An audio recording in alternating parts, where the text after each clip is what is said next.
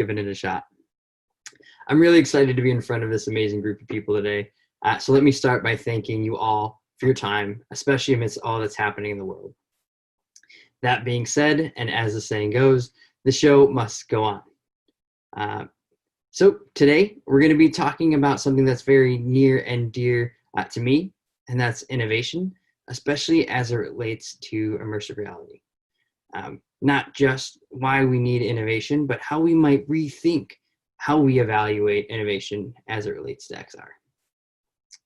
Today, I'll likely touch on many things that you've heard before, but my hope is to have you think about them differently. In some cases, those thoughts turned on their heads. Perhaps I'm able to make you think deeper than how you were about this topic before. Perhaps I'm sharing something that's packaged a bit differently than what you're used to. Or at the very least, you'll make me feel good by being here and can enjoy some photos and storytelling. That said, let's get started. First, I want to tell you a little bit about me. You should know a little bit about the person that you're listening to and whose words you're hearing and slides you're looking at. So I am Mark Persaud, and I come from Chicago, Illinois in the US. And you can see, my title is Emerging Experiences Lead, and I get to work at this awesome company called Moonshot by Pactera Edge, which is an innovation outpost. For those that don't know what that is, it's just a really cool place that combines what we believe to be the best of both agencies and consultancies under one roof to push the bounds of experiences for businesses. The short version of that all is we create lovable products that connect people. So I consider myself extremely fortunate to be able to look across technologies like AR, VR, IoT, voice, and AI, and pull inspiration from designs across the world and work with really smart people to think about product experiences, interactions, and business models. Super fun, for me at least. Outside of all that good stuff, you'll find me traveling, watching, and playing soccer.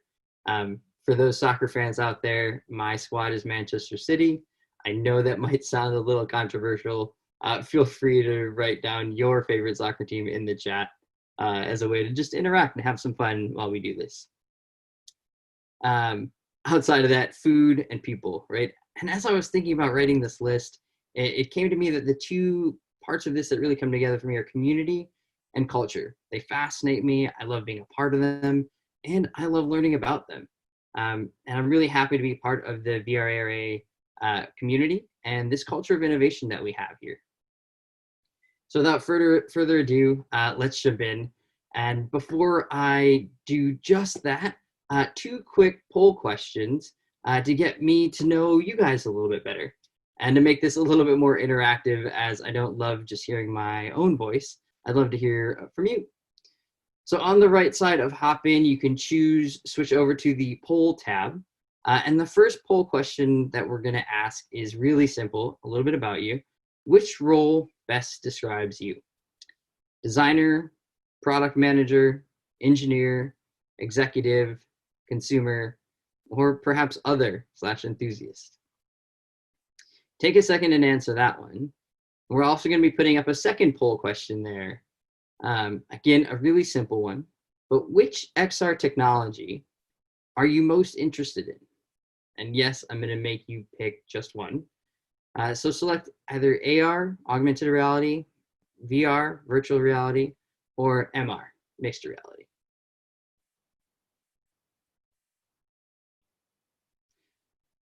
Thanks everyone for doing that. There'll be a couple additional poll questions throughout the conversation and the chat today. And I'd say it sounds like it's best to hold questions off till the end, and then I'll have time to address those. We'll start by talking about storytelling and the power of immersive reality within this medium. By itself, storytelling is one of the most powerful tools we as humanity have, and we've had it forever. They can evoke all sorts of emotions, attachments, motivations. When you couple this with the capability of these technologies like immersive reality, we further enrich this storytelling And each of the immersive realities has its own additional power. They're similar, but they're different still. And we need to realize that storytelling in these different mediums is different, and they're felt differently by those who experience them. Can't just take a 2D experience or thing, toss it into VR and say, okay, we did it. And now expect an ROI that you've heard somebody else get. So today we'll talk about that in a little bit more detail. But all of this circling around the fact that these are crafts and one that takes time to hone, right? And so not only are we as innovators and practitioners adapting to the features of these technologies, but we're also helping the general consumers adopt these technologies.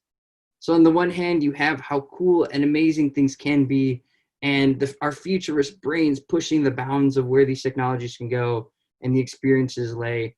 And on the other hand, we still need to also bring the people who are going to be using these experiences along with us.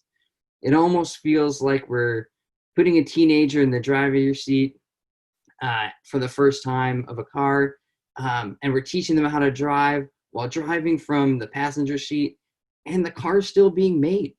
Now that's a pretty crazy visual if you take a second to imagine it. I'll give you a couple seconds here. 1, 2, 3. Crazy, right? You know they're capable of doing it, but it takes some time to get them there, to the point of being able to take your hands off the wheel. We as an industry are still adapting and managing many new facets. To bring us back though, the most powerful model we can continue to use to manage our consumer adoption is garner great storytelling within these mediums and let users feel the elegance and beauty of these experiences. I'm going to take a moment here to dive into each of these realities briefly. And while I do, I ask that you do a couple things for me. One, have an open mind. You might have some preconceived thoughts about each of these mediums. And 2, allow your imagination to run with me. Yes, that thing that you used as a child and perhaps forgot about, let's utilize that muscle or that skill once again. So first up is augmented reality. I won't sit here and give you some arguably textbook or article definition of what it is, but rather how I think about it. And as I think about AR and imagine AR experiences, I rally around it having the power to guide for discovery, to be your second brain, to point and engage. You know, back in 2016, it perhaps became more mainstream with the release of Pokemon Go, right? And more recently, we have something like Harry Potter Wizards Unite.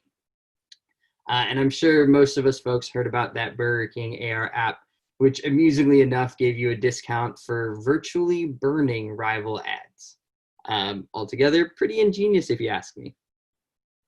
And more importantly, there are rich learnings about consumer behavior and the interactions to be learned with those experiences. Most executives that you might talk to today, and you might be thinking it yourself, is that's all nice and cute, but what's a more business first example? What's a revenue generating example?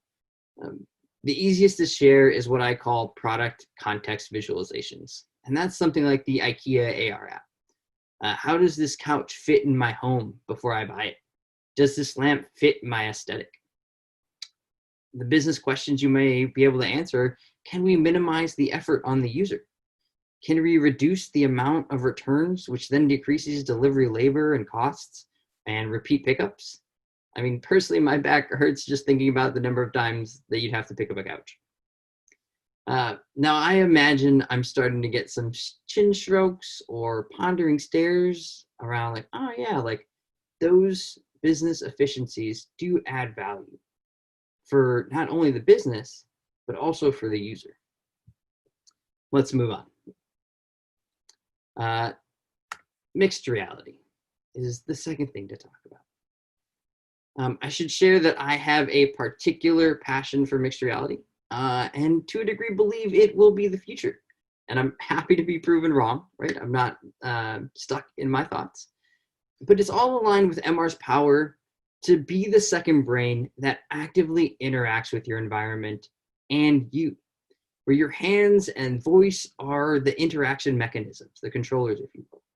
And yes, we know that the hardware is still in progress, whether that's battery, weight, size, but some really cool, powerful companies are working on that. As I'm sure you've heard at this conference and others, or read articles about, but Microsoft's HoloLens or the Magic Leap 1, Apple's glasses, which just came out not too long ago. And those are just the big names. We know that there's plenty of smaller startups and innovation arms of organizations that are also working on this awesome technology. And then to a degree, the AR use examples are still applicable here, but they have slightly different interaction models.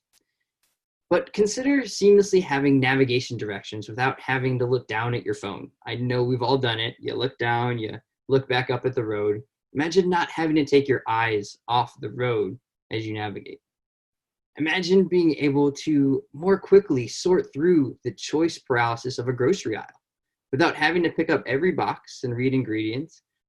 Or imagine overlaying how-to videos onto real things, whether it's putting that bike or cabinet together or executing a surgery, something that requires great precision.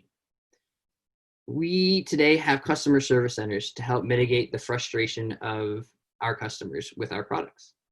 Here's another way to mitigate those. Could this increase customer satisfaction and decrease customer service volume? I think so. Last, we have virtual reality and the power to transport you and to create new worlds with arguably no limitations, which I think is really cool. When I first started thinking about this, the movie Happy Gilmore came to mind, and I'm sure not everyone might be familiar with that film, and no, it's not a sci-fi film. But constantly, he's reminded to go to his happy place in order to regain his control on his actions and play golf better, right? VR can be another step in the direction of visualization techniques. It can help people practice. Imagine VR drums that don't wake up your parents or neighbors. Funny, yes, but also really quite practical. I believe that VR helps you to be with yourself, much like mindfulness, except in a new way. It also allows for us to empathize more deeply. It's one thing to see a video clip of the Syrian refugee crisis. It's a completely different experience to be part of the Exodus walk and feel the emotion and strife. More practical though, people are using VR for construction and interior decorating to map a space, walk it, design, and furnish it, increasing the satisfaction and accuracy of a project and making sure all of the I's are dotted and T's are crossed, which they can't do or is really hard to do with paper models. The other unique part about VR, and most people don't think about this, is what would you do with the user's undivided attention? There's no real multitasking with the user's reality while in VR or VR space. So hopefully these few examples and concepts and ideas have tickled your fancy and your imagination is starting to go from a walk to a jog. And so we'll do a fun quick poll. So move over there again. Is your imagination revving a little, somewhat, or a lot? And while our imaginations are moving or starting to move, I'd be remiss if I didn't take the time to address the current global pandemic, but perhaps in a different fashion than we're used to. And it's what's been hashtagged as the new normal, or just hashtag new normal. This is, in my opinion, the best time to let your imaginations wander and run. It's rare to be able to restart life and lives that we touch, but we're in the midst of that now. We have the power to reimagine and create what becomes the new normal, which is fascinating to me. What have we learned from the past few hundred years that allow us to progress with increased graphical slope, right? Like see that curve increase at a more rapid rate? Consumer behavior is changing, right? Ultimately, business operations are changing as well. History tells us that in time of crises, technological adoption ensues, whether that's supply chain, affordability, or user needs. We're seeing that adoption of things like voice, QR codes, AR, and VR increase in adoption during these times. So the question then becomes, how might you and your innovation be a part of this new normal? Are you able to recreate the lifeblood of your brand, i.e. its culture, in VR? Can you let people feel together while alone by creating, let's say, a location-based AR message? Mark left the message at Central Park in New York City or Grant Park in Chicago. Then you have to go there to see it. I feel like at this moment, the wheels are turning about an idea like that, and we can talk about that further. And I can't give too many of my ideas away for free, but it's fun to think about. As we look at something like the Oculus website, their headsets have been sold out for a good part of this year so far. Sure, perhaps there were some supply chain issues, but also the amount of inventory that they've had in the US is now gone. As we think about consumer adoption, will the new normal be one where everyone and every brand has a virtual reality space, much like they have websites nowadays? Maybe. The consumer ecosystem is changing. The question is the business and brand ecosystem changing with their users, and is it changing fast enough?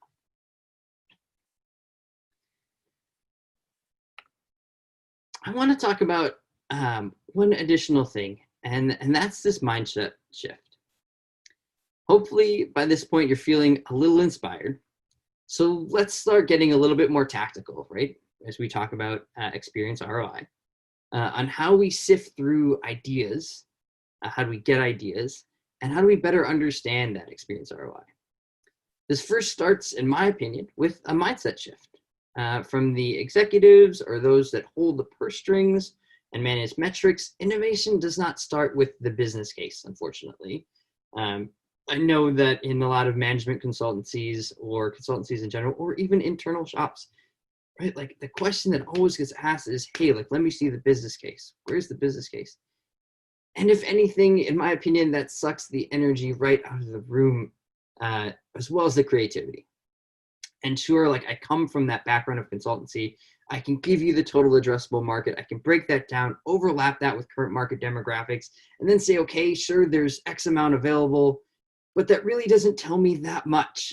Not the how, the what, the when, the where this project should live, why users will give us their money this way.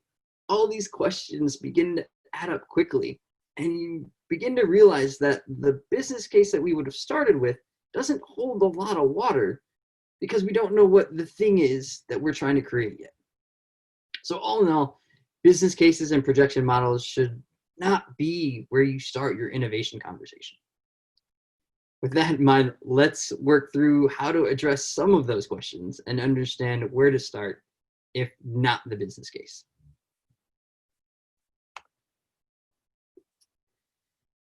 So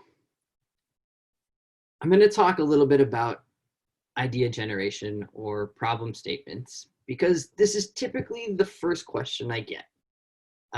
What if I don't have any ideas around AR or VR or MR? What if my team doesn't have any ideas? Or how do you think of or get ideas? And my first response is generally, have you even asked your team or colleagues? Have you even created a forum for them to share it with you? In more cases than not, the answer is no, that they haven't. And in plenty of those cases, what we do find is that their teams do have ideas and they want to share them, and they're just not sure how to bubble them up or when's the right time. So for me, I like to start with journeys and ecosystems. I don't feel the need to reinvent my business, or your business rather, as I consult, the brand, or pull off the wildest internal incubator startup success story in the world, like turning a book company into an e-commerce behemoth, Amazon. By looking across the journey of ecosystems, you can start to identify these opportunities of where there are challenges for users, or where the business wants to support, or where they want to enhance. And then allow your team to ideate against those areas with immersive reality in mind. If that seems challenging or you're not sure how to do that, you can run something as simple as a design sprint or a concept workshop. And these are essentially facilitated meetings that are set up to quickly focus the team, allow for divergent ideation. Again, you want that breadth as you go into thinking about what is possible, and then convergence back to the best solutions. But there's something that I mentioned there that I wanted to address in a little bit more detail. And that's the concept of evaluating ecosystems. And this is, yes, a scientific term that is, again, being repurposed and utilized for business, but it is meaningful, right? And so as we think about ecosystems of experiences, there's two ways that this needs to come together. And in the middle of that diagram, you see a person, Sarah, and understanding what her ecosystem, our user's ecosystem, is. Pushing the utility of a current experience that you might have in a digital product or touch point across to capabilities in XR and VR, because there are more capabilities and more features that it lends itself to. And that's perfectly okay. But more than that is aligning your business's product and or ecosystem strategy with that of the users. In the case of users and retail, how do you understand their clothing ecosystem? And it doesn't always have to be just digital products, right? There's a mirror as part of it. There is a closet. They have the clothing. There's their body, their image of themselves, the mindset that they have about what is beautiful per se, or what looks good. You have social media. You have physical and digital storefronts, and potentially many more, right? And that ecosystem, sphere of influence, or ecosystem of theirs is something that we need to consider. A key consideration should be how does this innovation interact or fit into our users' ecosystem? How does it play with the rest of the things that are part of their lives? As we know, we have our own digital ecosystems, we have our own product ecosystems, but now it's all about aligning ecosystem strategies. And after, or perhaps while you're in your ideation session, I ask you to then push the team to write out, or if you can draw or are inspired to draw, pictures worth 1,000 words, draw out or write out that idea at a medium level, i.e. more details than high level fidelity. Does it pass the first pressure test of yourself? Believe me, I've had many ideas and that I thought were amazing. And after applying just a little bit of pressure, they crumbled. But I tell you what, I've learned a good bit from them, and then I iterate on those ideas. And in some cases, they've helped move things along. And there are key differences to think about with immersive reality products, right? And I'm sure you guys know some of them and have thought through them before. But the stories and experiences that we lead users through, as it relates to something like augmented reality, we need to think about, what does the experience use as a marker? Does location matter? What images are used? After the input is understood, what's the information that displays or is pulled up? What level of interaction does the user have with it? Should a 2D or 3D asset be used? Can they be interchangeable in this case? All sorts of questions that we need to think about as we even think about the concept itself, especially as it relates to interaction.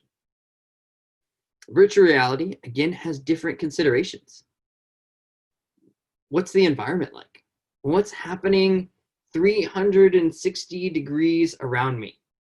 Does it require photorealism or animation? Will my user get nauseous? How will users move, interact, explore? Or does the experience simulate movement for our users, i.e. they don't have to do anything? And now these questions only scratch the surface of how it works, or essentially the experience design that you're creating now.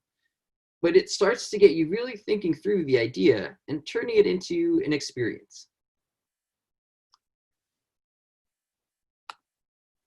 And that leads me to, I'm going to say, the second most valuable area that I want to talk about, and that is user value. Who does this product experience solve for? Right now, you might be looking at me and saying, yeah, duh, I know my audience. But what about who your immersive reality product experience is? And I know, I can tell you firsthand that the term who's your audience and that question, or the term persona and what's the persona you're targeting, are honestly, they've been butchered and bastardized, and the concepts behind them have diminished in value. So we need to rethink about this, right?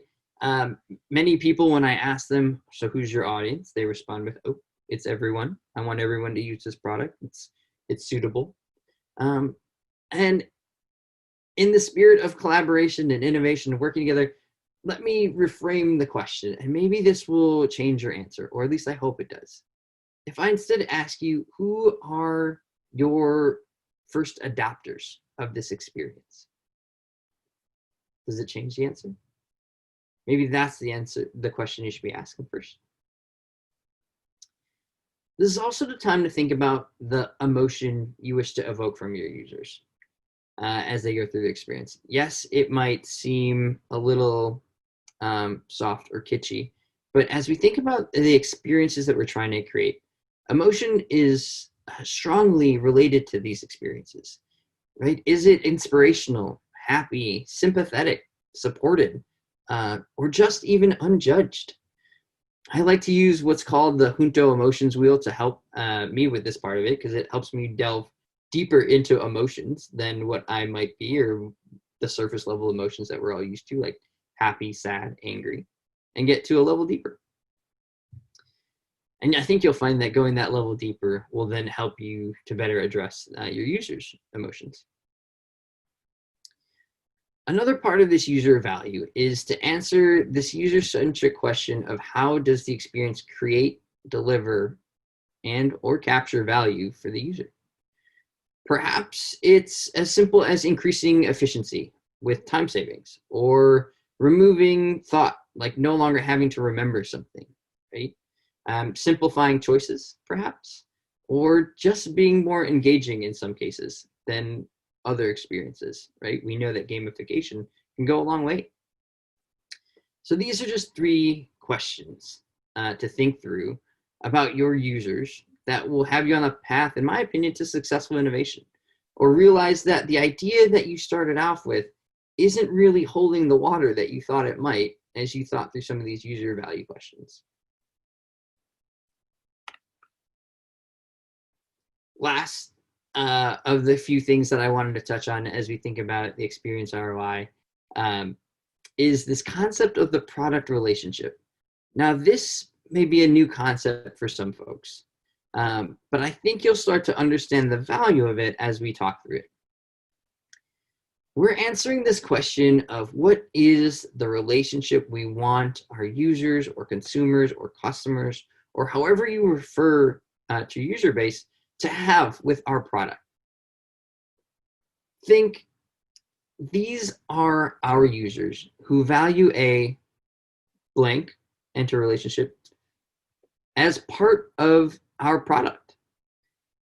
I mean, think of some of your favorite products, ones you'd say you love, and ask yourself why you love it. And I'd again to ask you, has it created or established some sort of relationship with you? Perhaps it's based on user value, right? The concept we just talked about previously. It might be easiest to think about this concept with something like Alexa or the Google Assistant. For me, I sometimes catch myself thinking a notification, and I chuckle to myself, why? And I think through it, and it's because it was helpful, well-timed, and relevant to me. Connecting to your users through a product relationship will help garner the empathy that we're looking for and the loyalty. And one of the things I always think about as I think about relationships in general is that they will very likely outlive the product itself. And we're able to pull and utilize that relationship in the products and in the brand relationship that we continue to foster with our user base. In the background here, I chose to show a photo of Michael Jordan. Not just because he's one of the greatest, if not the greatest basketball player, and sure, I'm a little biased being from Chicago, but if you watch the docuseries The Last Dance about the Chicago Bulls, you'll see that he had all these relationships in his life that he attributes to his success. Some of those people are no longer there, and that's fine. But the relationship is something he remembers and totes.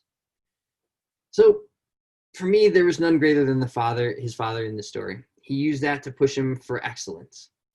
Yeah, he's got the unrelenting support of his second in command, Scottie Pippen, and the sometimes fictitious antagonist that he created to fuel his level of competitiveness, right? And yes, these are physical relationships, and I get that, and if you're saying that in your head right now, but push yourself to think about how those relationships can manifest within your products. I bet you this will also help push you to be more user-centric and really fulfill the user value you're looking for. I do have a quick poll question now. So move back over to that tab from the chat if you're back. Have you thought about your product's relationship before? Simple, yes or no. You might not have a specific one in mind, but in general, a specific product in mind, but in general, have you thought about product relationship?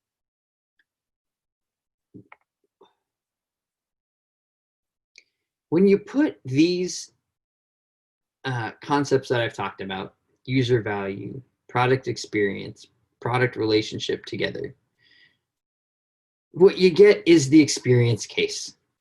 And this is something that I'm going to tell you needs to happen first before you ever get to the experience case. While the business case is still valuable and necessary, especially within business, we need to know how much it's going to cost. We need to know how much we're going to get out of this thing, or at least an estimate, because that's all projection models and business cases are. The experience case comes first because this helps focus where the business case the business case's numbers should be from. All right, you might now be thinking, I'll have to re-listen to this whole conversation in order to jot down the notes and understand those pieces.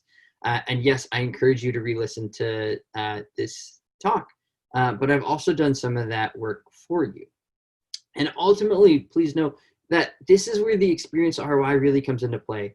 It's understanding that the value of the experiences you're creating are not extracted from necessarily the business as we want to talk about it, but it's the experience that the user is having, that's where the value is. And that becomes the experience ROI, is following through to that user value that they're trying to have. And I'll talk a little bit more about that after I talk about the experience case.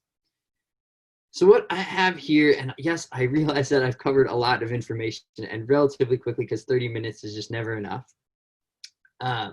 But at the very least, I will provide a link in the chat to these two canvases, or the experience case canvases.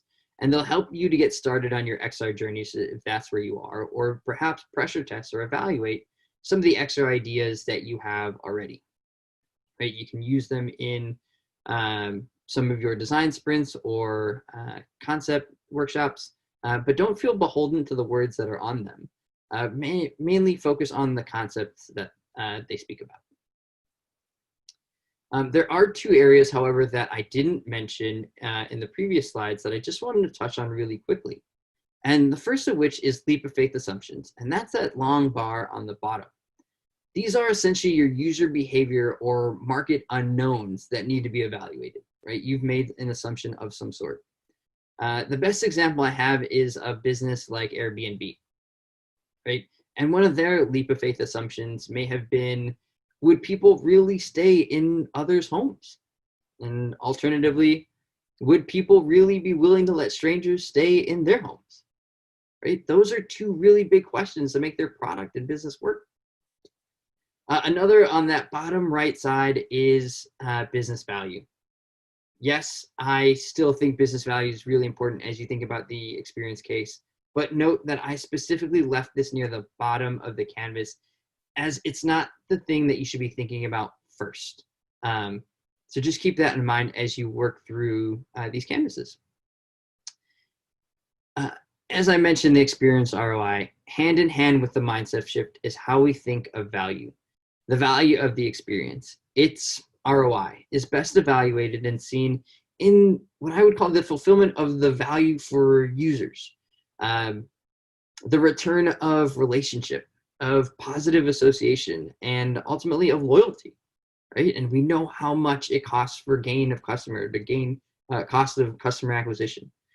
And these can, in my experience, resoundingly do lead to revenue, right? If that's the thing that you're hoping to get out of this conversation, I'm still going to tell you to start with the experience, start with the user value, and that is indicative of the revenue and the business value that you're therein to get. You are investing in the relationship with your customers through your products and experiences, right? Like there's no other way to say that, and that's the greatest way to get these gains. As an aside, you should know that these canvases that I've shared with you today are living, breathing documents for me. As I learn more, as I trial things out, I add, remove, and reposition things on these canvases. So at the end, I'll share some contact information to make sure you keep in touch with me. And I generally keep these open source, so you can always see the latest and greatest. And before we go, and I just have a couple words left, one more poll, which is how many of you create experience cases today? Yes, sometimes, I'm not sure, not yet.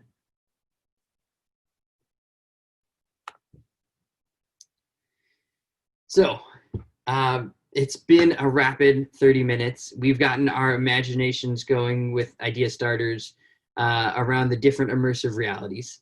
We've stepped through the mindset shift from the business case to the experience case first, at least, and how that leads to the experience ROI and where that value lays. Above all, I would like to say this, though, and that's that we, as a global collective whole of innovators, thinkers, creators, and leaders, have the power to create products and experiences that can transform lives. I can't state that heavily enough, right? That is so meaningful. We can help to reimagine and actually create the new normal. Like, think about how powerful that position is. And that new normal can be a better normal, one that's rooted in compassion, love, inspiration, ingenuity, fun, or enter awesome adjective here. So let's continue to strive for that level of mindfulness and purposeful innovation in all that we do and create. So with that, let me say thank you once again. I'm Mark Persaud. I hope you've gotten something out of today's talk, even if just a connection with someone in the chat. Overall, I'd love to connect with you, as 30 minutes, as I said, is never enough. So whether you want to delve further into what I've talked about, write an article together, partner on bringing some amazing innovation into the world, or just have a nice chat, I'm all ears. And with that, I'll open the floor for questions.